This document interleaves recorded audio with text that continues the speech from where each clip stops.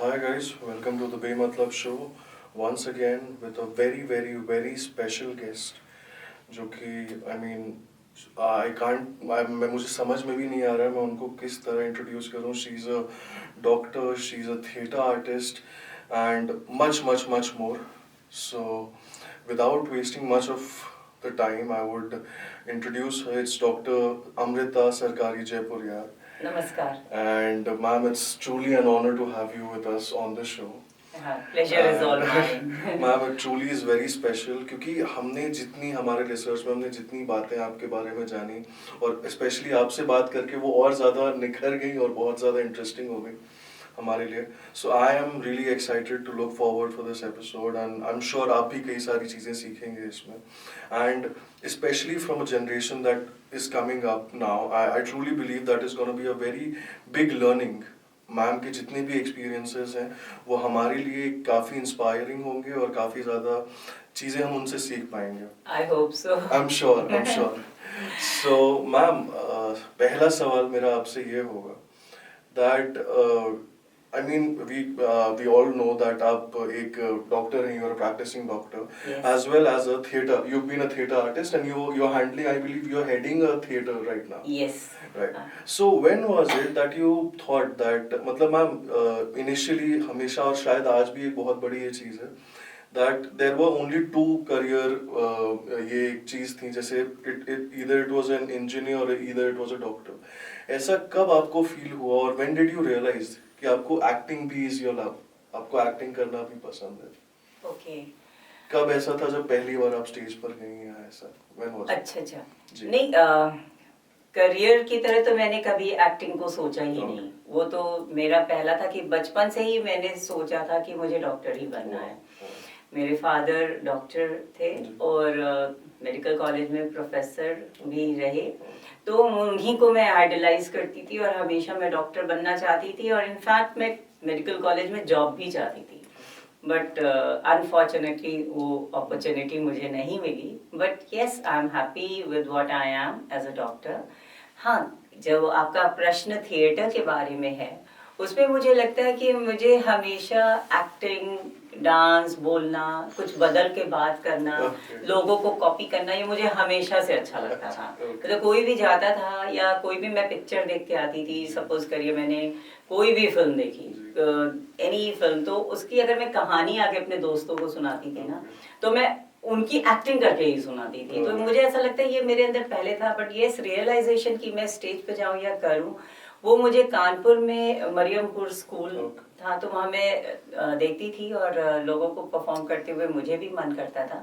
और एक बार merchant of Venice नाटक आप जानते हो अगर शेक्सपियर का, तो उसमें एक पोर्शन है जिसमें कोर्ट का सीन है, पोर्शिया और ये वाला जो कोर्ट सीन है, तो उनमें बिल्कुल मेरे सीनियर्स कर रहे थे तो उन्होंने मुझे एक छोटा सा जज का रोल दिया था. But that was a major role. हाँ, जज का रोल दिया था तो वो मुझे लगा कि हाँ, तो अब स्टेज पे भी अच्छा लगता है और यहाँ से सबको देखना भी अच्छा लगता है. What was that was the first opportunity. How did it feel to be honest? बहुत अच्छा लगा था मुझे, मतलब आई फेल्ट ग्रेट. और मैंने घर पे भी आके सबको बताया और स्कूल में भी मुझे लगता था कि हाँ, मैंने कुछ अलग किया है. और वो मुझे, और ये आगे तक रहा, हमेशा परफॉर्म करने का लालच. और फिर हम लोग कानपुर से गोरखपुर आ गए साल भर बाद ही. गोरखपुर में कामिल स्कूल में भी काफ़ी अपॉर्चुनिटीज़ मिली, कल्चरल प्रोग्राम्स और एनुअल फंक्शंस होते थे.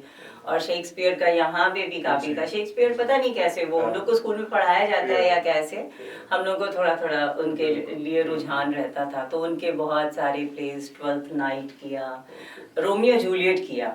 और चूंकि मैं थोड़ी लंबी थी एवरेज गर्ल्स से, तो मुझे हमेशा, और गर्ल्स स्कूल था, हाँ, तो मुझे ना लड़के का रोल हमेशा मिलता था. तो रोमियो जूलियट में मैंने रोमियो का रोल किया और दैट वाज वेरी अमेजिंग. मुझे बहुत मजा आया था उसमें. और वो लास्ट सीन किया. So was it difficult for you कि मतलब being a girl you were playing a boy? वो डायलॉग्स में बोलने में गलती से कभी कुछ निकल जाता है, ऐसा कुछ एक्सपीरियंस? नहीं, वो तो इंग्लिश के रटे रटाए डायलॉग्स होते हैं ना. वो तो शेक्सपियर को तो आप नहीं कुछ ऐसा, तो उन्हीं की लाइनें बोलनी है आपको. तो उसमें कुछ ऐसा नहीं था, वो तो रटा रटाया था. और चाल ढाल में तो कोई खास डिफरेंस नहीं था. I was a sports person, तो मेरी कभी बहुत गर्ली मैं हूँ ऐसी में थी भी नहीं शायद. तो ठीक था, मैं कर लेती थी। और रोमियो जूलियट में डिफिकल्ट था उन वर्ड्स को बोलना, प्रोनाउंस करना और उन वर्सेस को पोएटिक फॉर्म में बोलना। तो हम लोगों ने हेल्प लिया था। यहाँ पे एक फैमिली है, मिस्टर मजहर अली शाह की फैमिली, तो आप जानते हो। तो उनकी डॉटर थी रुबीना अली मैडम, तो उनकी हम लोगों ने हेल्प ली थी। तो वो स्कूल में आके she give lot of time to us, और वो हम लोग को कैसे बोलना है, क्या करना है। I believe Shakespeare in English भी जो है that is slightly different. I mean वो हाउ आर्ट थौ वाली वो अंग्रेजी होती थी। हाँ, तो वो बोलना भी और उसका पोएटिक फॉर्म पहले तो समझना। आप कोई भी चीज एक्ट तब कर सकते हो या डायलॉग बोल तब सकते हो जब आप उसको समझो और महसूस करो। तो जब तक आप उसको समझेंगे नहीं, तो वो हम लोग को समझाती भी थी और फिर कैसे बोलना है। एंड उस समय हमने लर्न किया कि डब्लू को व्हाट बोलते हैं और व्हेन बोलते हैं और वी कैसे बोलते हैं। वी एंड डब्लू का जो प्रोनाउंसिएशन है वो हम लोग ने उस समय लर्न किया। दैट वाज ग्रेट, बहुत अच्छा लर्निंग था। और फिर तो बाहर थिएटर भी किया जी। सो मैम, एक बड़ी इंटरेस्टिंग बात हमें पता चली, हम आपके बारे में सुन रहे थे बातें और आपसे भी कई बातें सुनी, तो हमें हमारे सोर्सेज से ये पता चला ना कि आपने सिर्फ मतलब अपने पढ़ाई अपनी कंप्लीट की और ना कि आप सिर्फ थिएटर आर्टिस्ट रही हैं, but you also been a cricketer. हाँ। ये क्या कहानी है? ये हमें पूरी तो बात नहीं पता चली, वो हम आप ही से जानना चाहेंगे। वो एक बड़ा छोटा सा फेज था। okay. वो मैं 9th 10th में थी जी। तो गर्ल्स क्रिकेट शायद पहली बार गोरखपुर में स्टार्ट हुआ शायद। अब मैं एग्जैक्टली तो नहीं बता पाऊंगी। क्रिकेट वैसे तो लड़कियां बहुत सारे गेम्स खेलती थी, बास्केटबॉल और ये सब खेलती थी। हॉकी तो हम लोग यहाँ बहुत अच्छे प्लेयर्स निकल चुके हैं नेशनल लेवल के गोरखपुर के। तो शायद क्रिकेट पहली बार स्टार्ट हुआ। मुझे क्रिकेट में इंटरेस्ट था और घर पे भी हम लोग अपने भाई के साथ में खेलती रहती, सड़क पे गली के बच्चों के साथ क्रिकेट तो खेलती थी। तो ठीक है, क्रिकेट में कामल पुलिस स्टेडियम कामल के जस्ट सामने है, तो वहीं पे कोचिंग और खेलने का और ये सब स्टार्ट हुआ। तो कामल पहले इंटर स्कूल हुआ कि कामल की टीम बनी, तो कामल की मैं कैप्टन बनी और जूनियर क्रिकेट था। तो ये एडी इमामबाड़ा आर्य कन्या, आई थिंक ये 4-5 स्कूल था, इंटर स्कूल ये हुआ। तो उसमें हम लोग अच्छा किए। फिर ये हुआ कि थोड़ा वहाँ के कोच जो थे थोड़े एम्बिशियस हुए होंगे, तो उन्होंने गोरखपुर की भी टीम बनाई। तो गोरखपुर क्रिकेट टीम की, जूनियर क्रिकेट टीम की गर्ल्स की मैं कैप्टन बनी। तो वो एक छोटा सा फेज था। तब तक हाई स्कूल आ गया 10th में। फिर एक टूर्नामेंट हुआ सुल्तानपुर जाकर के, all UP. So that was state level? हाँ, स्टेट लेवल का। उस समय उत्तरांचल अलग स्टेट नहीं बना था। तो देहरादून की टीम से हम लोग का पहला मैच हुआ था। हार गए थे हम लोग, काफी बुरे उस तरह से हारे थे मुझसे। बट लेकिन हाँ, हम लोग सुल्तानपुर जाके खेले थे और वो भी एक बहुत अच्छा एक्सपीरियंस था। मुझे ऐसा लगता है कि ये छोटी छोटी चीजें लाइफ में आपके हारना भी, जैसे हार के आए तो भी हम लोग खुश थे। वहां गए, फिर जो हम लोग के कोच थे पहले, अरे आज चलो पिक्चर दिखाते। तो सुल्तानपुर में एक हॉल था, वहाँ प्रॉपर हॉल नहीं था। वो जैसे टीन टप्पर लगा करके जैसे नहीं होता, मुझे ऐसा लगता है टेंट ही था। उसके हॉल में हम लोग जा करके पिक्चर भी देखे और अच्छा, definitely it was a great experience. Ji. So आप लोग वहाँ गए and even to play state level I believe is a big thing. And so ऐसा क्या, मतलब आपका क्रिकेट छूटा कब, या मतलब ऐसा क्या वजह थी? नहीं, मैंने बताया ना क्लास 10th में थी मैं। हाँ, तो अक्टूबर आ गया था। नेचुरली बोर्ड्स के एग्जाम थे, तो नवंबर दिसंबर में नेशनल टीम बनने लगी। तो थोड़ा सा मुझे इंक्लिनेशन हुआ, पर डैडी ने कहा नाउ यू स्टॉप हियर, अब बहुत हो गया खेलना कूदना, अब नाउ यू स्टडी। हाँ, क्योंकि अब एक बार तुम 10th अच्छा कर लोगी, फिर हम लोग को टेंशन नहीं करना पड़ेगा कि तुम क्या करोगी क्या पढ़ोगी, you will be on your own track पे आ जाओगी।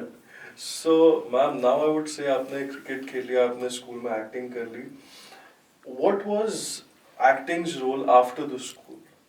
आफ्टर द स्कूल एक्टिंग का हाँ, क्या? अच्छा, मैं आप यू वांट टू हाँ। नो रिगार्डिंग द जी, थिएटर जी, व्हिच जी, I am the connected with. theatre, हाँ, तो वो स्कूल के दौरान ही हुआ, फिर Okay. 10th हो गया, जी। 11th आया। अच्छा। क्लास 11th में 11th में आप गोरखपुर आ गए थे? गोरखपुर में ही थे। अच्छा, ओके।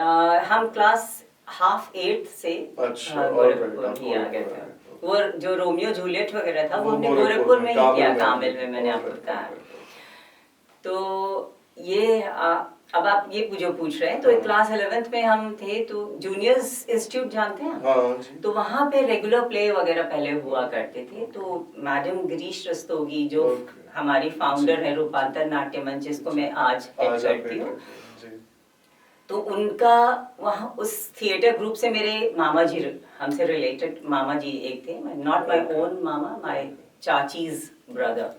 तो वो थिएटर करते थे उनके साथ। Okay. तो ये हुआ कि आज उनका प्ले है, चलो Okay. देखने चलते हैं। अच्छा। तो एक और द्रोणाचार्य प्ले था और अर्जुन का रोल मामा जी कर रहे थे और बाकी प्ले अपने आप में बहुत स्ट्रॉन्ग और जबरदस्त प्ले है। तो वो प्ले मैंने जब देखा तो मैं काफी प्रभावित हुई और मैं मैडम से जाके मिली और मैंने खुद बोला कि मैडम मैं आपसे जुड़ना चाहती हूँ। जी। मामा जी ने मिलवाया तो वो खुश हुई और फिर नेक्स्ट ईयर उन्होंने प्ले किया राग दरबारी। ओके। तो मुझे छोटा सा एक रोल दिया उसमें। अच्छा। उसमें मैं फीमेल का रोल ही नहीं है, मतलब एक ही कैरेक्टर है, कोई बजरंगी पहलवान, उनकी जी। गर्लफ्रेंड बेला, हाँ। तो वही बेला का रोल मुझे ओके। मिला था। ओके। वो मेरा फर्स्ट इस तरह का प्ले था वाह। जो स्कूल के बाहर जो था और definitely ब्रॉडर broad आपको audience, ऑडियंस बिल्कुल। मिल रहा है। तो उसमें ऐसा एक सीन था कि वो छत पे मिलने छिप के जाती अच्छा। है और ऐसे चूड़ी उड़ी खन खा के उसको जगा रही होती है। वाह। तो शायद वो बजरंगी नहीं सो रहा होता है, कोई और सो रहा होता है। अच्छा। और वो चिल्लाता है चोर चोर चोर करके अच्छा। और फिर वो भागती है। अच्छा। मतलब वो ही एक छोटा सा सीन था। ओके, और ओके। लेकिन वो इसलिए मेरे लिए बहुत बड़ा लर्निंग एक्सपीरियंस था because madam Rastogi was a strict disciplinarian. और उनका ये नहीं है कि आपका इतना सा रोल है तो बस आप उतना करके और आप घर जा सकते हो। अच्छा। आप आपको यू नीड पूरी टू वॉच practice द देखी। Whole this Play। Thing, play सब रिहर्सल कैसे होता वाह। है, कौन कहाँ से एंट्री कर रहा है, क्या गलतियाँ होती हैं, कैसे करेक्शन होता है। तो फिर वो मेरे लिए बहुत अच्छा एक्सपीरियंस था and then there was no looking back. Madam ने मुझे बहुत अच्छे अच्छे रोल दिए और मैंने बहुत काम किया। सो आप अपने कुछ और रोल्स के बारे में इसमें बताना चाहेंगे जो आपने वहाँ पर किया, कुछ बढ़िया यादें? सबसे अच्छा प्ले मेरा सुपर हिट प्ले जो है वो ध्रुव स्वामिनी है। ओके। ध्रुव स्वामिनी बेला के बाद वैसे एक प्ले और ये बेला कह रही हूँ सॉरी, राग दरबारी के बाद एक प्ले और किया था मैंने, बाण भट्ट की आत्मकथा। उसमें मेरा लीड रोल उसमें भी था, भट्टिनी का रोल मेरा था।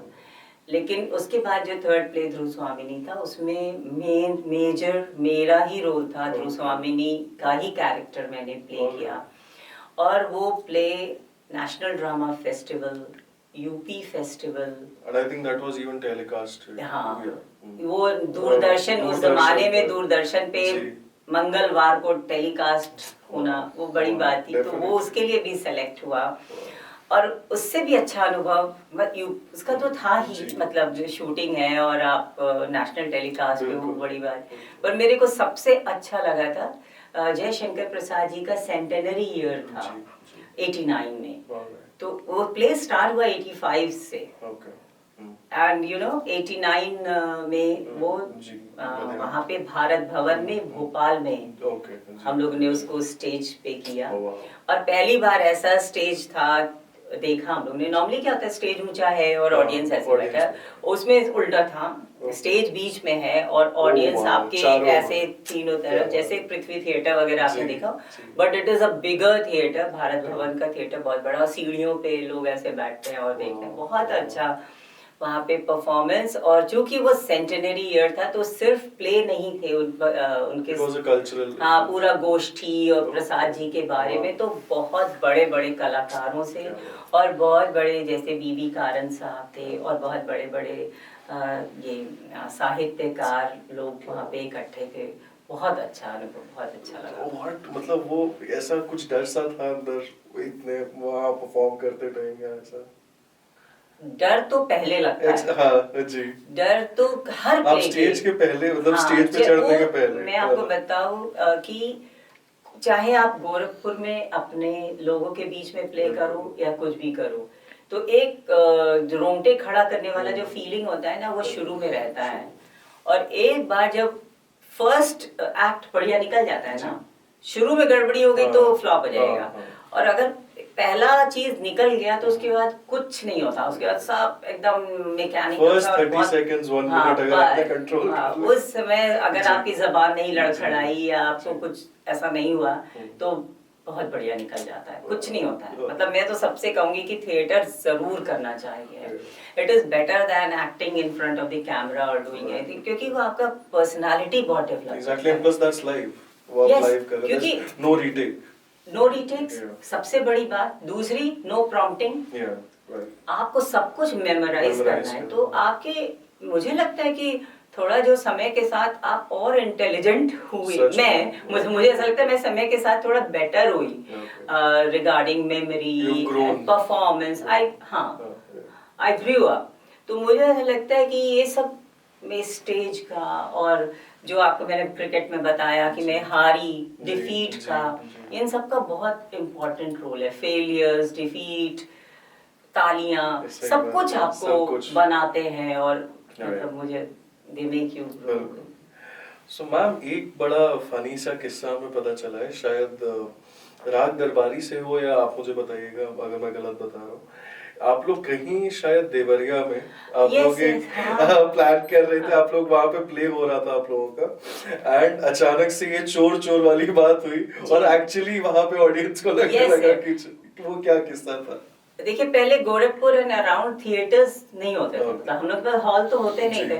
और अगर आपको बड़ा काम करना है और ज्यादा कैरेक्टर्स हैं और यहाँ पे कोई सिलबट्टा है, यहाँ पे कोई पीस रहा है, यहाँ पंचायत वाले बैठे हैं, वहाँ वो बैठे हैं, तो आपको कई चीजें अगर दिखानी है तो आपको ओपन थिएटर करना पड़ता था। तो गोरखपुर में भी हम लोगों ने जब किया था तो गोरखपुर क्लब में ही किया था। और उसके बाद जब देवरिया में भी किया तो जगह तो मुझे याद नहीं है, बट यस वहाँ पे भी ओपन थिएटर ही था। तो उसमें यही वाला था कि वो मेला जाती है, बजरंगी जी को जगाती है, तो वो बजरंगी होते नहीं है, कोई और होता है। तो वो उठ करके देखता, चोर चोर चोर, अंधेरा ही है, वो चोर चोर चिल्लाना शुरू करता है। तो वो चोर चोर चिल्लाया और पीछे बैकग्राउंड से भी भाई नेचुरली वो आदमी चिल्लाया तो बैकग्राउंड वाले से भी इफेक्ट देना था कि और लोग भी जग गए और चोर चोर चिल्ला रहे, तो वो लोग चोर चोर चिल्लाने शुरू किए तो ऑडियंस भी चिल्लाना शुरू, ऑडियंस भी घबरा गई और वो भी चोर चोर चिल्लाना शुरू कर दी थी। तो बहुत So I mean, just imagine how what an impact it would have created कि मतलब वहाँ के कुछ लोग उसके बाद फिर ऑडियंस भी उसी में, I'm sure it would have been just imaginable. And ma'am, अब I would get on to ये बड़ी मजेदार, I think ये किस्सों पे अगर हम बात करें तो वो बात कभी मैं तो सुनता ही रहूँ आपको, but I would get on to a little serious point which was that no, being a doctor, आज भी अगर बात किया जाए, students take a lot of pressure on that कि मतलब पढ़ाई का बहुत ज़्यादा pressure और उसके बाद फिर इतने साल of struggle, ये सारी चीज़ें।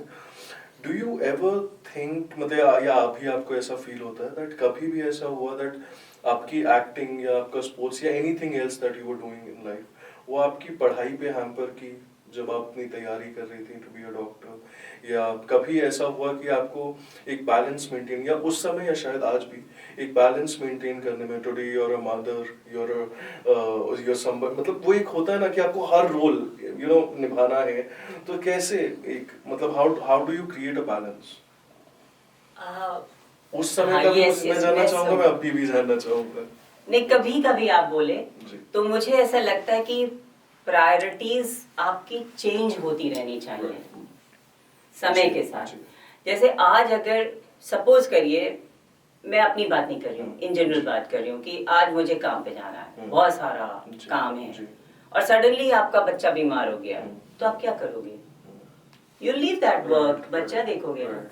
तो मुझे ऐसा लगता है कि ये छोटे लेवल पे भी होना चाहिए। बच्चा बीमार होना तो बहुत बड़ी बात होगी, ये छोटे लेवल पे भी, जैसे डैड नहीं किया ना मेरे लिए, उस समय मेरे को तो अकल नहीं थी कि भाई अब तुम स्पोर्ट्स छोड़ो, अब तुम पढ़ाई करो। हाँ, पढ़ाई करो, क्योंकि भाई, और उनको भी पता था कि क्रिकेट मेरा करियर नहीं है, ड्रामा मेरा करियर नहीं है, मैं जो चाहती हूँ वो क्या है। तो ही हेल्प मी देयर कि तुम पढ़ करके डॉक्टर अगर बनना चाहती हो ना, इट्स टाइम टू स्टडी। तो बस वही लर्न करना होगा हम सबको, और अपने पर्सनल प्रेफरेंसेस छोड़ के जो हमारी समय आज है, जो ड्यूटी है वो हमें करना है। हम लोग क्या देखिए, ड्यूटी वाला चीज थोड़ा कम होता जा रहा है। हम लोग ज्यादा फन लविंग और ज्यादा मतलब हर चीज में वो ढूंढते हैं कि कहाँ ज्यादा मजा आ रहा है, बट अल्टीमेटली आप एंड ऑफ द डे देखेंगे इट लीव्स यू एम्प्टी। आप तभी सबसे ज्यादा खुश रहते हो जब आप सही मौके पे सही काम करते हो। जैसे आज अगर मेरे को पढ़ना है, एग्जाम देना है, तो मैं पढ़ रही हूँ, मेरे को वर्क अच्छे से करना है तो मैं फोकस होके काम कर रही हूँ। लेकिन हाँ, अगर मेरे पेरेंट्स बीमार है, मेरी मदर एडमिटेड है, तो ठीक है, मैं कितना टाइम मदर को देना, कितना ये देना, मेरा वर्क थोड़ा सफर कर रहा है, कोई बात नहीं, आई डोंट केयर, बट हाँ मुझे वहाँ पे ये करना है। तो मैंने शायद ऐसा ही हर बार किया। और एक बार ऐसा हुआ कि हम लोग का जो प्ले था, बाण भट्ट की आत्मकथा के बारे में बताऊंगी, वो उसमें भटकनी का मेरा मेन रोल था। लेकिन शो ऐसे समय में लगा, तब मैं मेडिकल में आ चुकी थी। I was a third year और सेकेंड ईयर स्टूडेंट, तो मेरे एग्जाम्स थे उस समय। तो मैंने मना कर दिया कि मैं नहीं कर पाऊंगी। तो मुझे कहा गया रेणुकूट है, आगरा है, इतना बड़े जगह पे शो हो रहा है, अपॉर्चुनिटी है। मैं कहा मैम मैं नहीं कर पाऊंगी। तो आप सोचिए, मैडम ने मेरा रोल किया। Madam was so senior, but she did that and she did it very well. और But you had to set your priority. हाँ, लेकिन मुझे प्रायोरिटी सेट करनी थी। ठीक है, एग्जाम सेम डे नहीं था, मेरा 1 महीने बाद ही था, पर मैंने वो चाम छोड़ दिया, क्योंकि भाई नेचुरली मुझे मेडिकल करना है और पढ़ना है और अच्छा करना है। और तब पीजी एंट्रेंस एग्जाम नहीं होता था। हम लोग के टाइम में मेरिट पे ही आपको, जैसे आपके 5 साल में जो नंबर आए हैं, उन्हीं नंबर्स पे आपको पीजी सीट्स अलॉट होती थी। तो आपको उसमें अच्छे से पढ़ना ही था और अच्छा करना ही था, अगर आपको अच्छी अपने मतलब की ब्रांच चाहिए। So I believe that is, I mean, एक मात्र चीज जो हमें सीखनी चाहिए was we have to set the priorities, right? Yes, priorities change भी होनी चाहिए। ये नहीं कि अगर आज मेरा लक्ष्य है कि मैं खूब सारे मरीज देखूं, खूब सारा पैसा कमाऊं, ये आज की डेट में लक्ष्य है। लेकिन कभी कोई इम्पोर्टेंट काम आता है, चाहे आपके बच्चे के करियर का काम हो, चाहे किसी के घर में परेशानी हो या कुछ भी हो, तो उसको आपको करना पड़ेगा। अब वो तो ऊपर नीचे करना पड़ता है। बिल्कुल right. So ma'am, I won't take much of your time. आपने बहुत I know that how important and how special is this episode for me. And it's truly a pleasure to hear it from you. And मैं जानना चाहूँगा कि मतलब from the coming generation, what is that one message? आपके पास इतनी सारी चीजें हैं, you've been a doctor, you've been into theatre, life का इतना ज़्यादा experience है आपके पास. What is that one message you want to give to the coming generation, जो कि शायद बहुत ज़्यादा hyperactive है अभी? हमें हमारे अंदर शायद पेशेंस की भी थोड़ी सी कमी है, हम थोड़ा सा प्रायोरिटीज को भी सेट नहीं कर पाते, हम एक बैलेंस नहीं ढूंढ पाते। तो वो एक इन ऑल आपके क्या एक मैसेज होगा for the generation which is coming up? मेरे को बस यही मैसेज, तो मैं सिखा नहीं पाऊंगी किसी को कुछ, बट यस मैं यही कहना चाहूंगी कि आपको हार से नहीं हारना है। कभी फेलियर्स को, डिफीट को आप उतने ही हिम्मत से लें जितना आप सक्सेस को लेते हैं। और कोई भी चीज़ लाइफ में आपको कुछ सिखा के ही जाती है। और इस तरह के मैसेजेस आपको जीवन भर मिलते रहेंगे, और सब लोग आजकल इंस्टा पे और यहाँ पे हमेशा मैसेजेस आते हैं, बट आई थिंक डिफीट से जो आजकल बच्चे हार जाते हैं या गलत राह पकड़ लेते हैं, या मे बी कभी कभी कुछ लोग सुइसाइड के लेवल तक भी पहुंच जाते हैं, वो सबसे दुख भरी चीज है। और हार से नहीं हारना है, ये मैं सबको बोलना चाहूंगी। I believe हमें फेलियर्स को भी उसी तरह एक्सेप्ट करना चाहिए। हाँ, उतने ही ग्रेसफुल। बिल्कुल, जिस तरह हम सक्सेस को करते हैं। I mean, वही वाली बात है दैट अगर आप फेलियर्स नहीं देख रहे हैं, I believe एक इंसान जो केवल सक्सेस किए जा रहा है, तो खुदा ना करे अगर कभी वो गिरेगा तो शायद उसको ज्यादा मुश्किल होगी उठने में। ऐसा And that होता is- ही नहीं है कि Hmm. कभी आपको फेलियर ना मिले, Exactly. ऐसा right. होता ही नहीं है. It is how you take it. Definitely. तो कभी कभी हम लोग के भी सारे काम जी, सही थोड़ी perfect होते हैं, नहीं होता. लेकिन लगता है हाँ चलो हो गया, सही. अब नहीं होगा. अब नहीं होगा. अब हम You इसको learn from it. हाँ, Right. हाँ we try to learn from it, और दूसरों की हेल्प लेते हैं Definitely. कि भाई हमसे ये नहीं हो पा रहा है. बिल्कुल. मतलब अपने आप में अपनी कमियों को भी हमें रियलाइज करना होता है. कभी कोई ना परफेक्ट हो सकता है, ना हमेशा सक्सेसफुल हो सकता है, आई थिंक, और ना सबके सारे सपने पूरे हो सकते हैं. Wow. True. तो मुझे ऐसा लगता है कि एक्सेप्टेबिलिटी सबसे इम्पोर्टेंट चीज़ है. बिल्कुल. चाहे हम अपने भगवान के लोगों से ही तो शिक्षा ले सही. सकते हैं, वो भगवान राम हो, Right. चाहे कृष्ण जी रहे हो, या फिर आप महाभारत की कहानियों में पांडव्स को देखिए तो कितनी सफरिंग है. अल्टीमेटली वो Definitely. जीते, बट कितना suffer कितना करते हैं. लड़े. तो हमारी कहानियां हमें बहुत शिक्षा देती हैं. आई थिंक पढ़ना चाहिए उनको भी. Definitely. हमारे बच्चे वो नहीं पढ़ते हैं. So that was it for today. But ma'am I swear मैं सुनता रहा हूँ, मुझे बस ऐसा लग रहा है आपकी बातें. I mean I am very happy. And शायद हम अगर I mean of course I am sure this video will do really good. इतनी सारी अच्छी चीजें रही हैं इसमें. हम कोशिश करेंगे कि हम पार्ट 2 भी बनाएं आपके साथ इसका some time very soon. And because I am sure, I mean this is so good to hear so many experiences.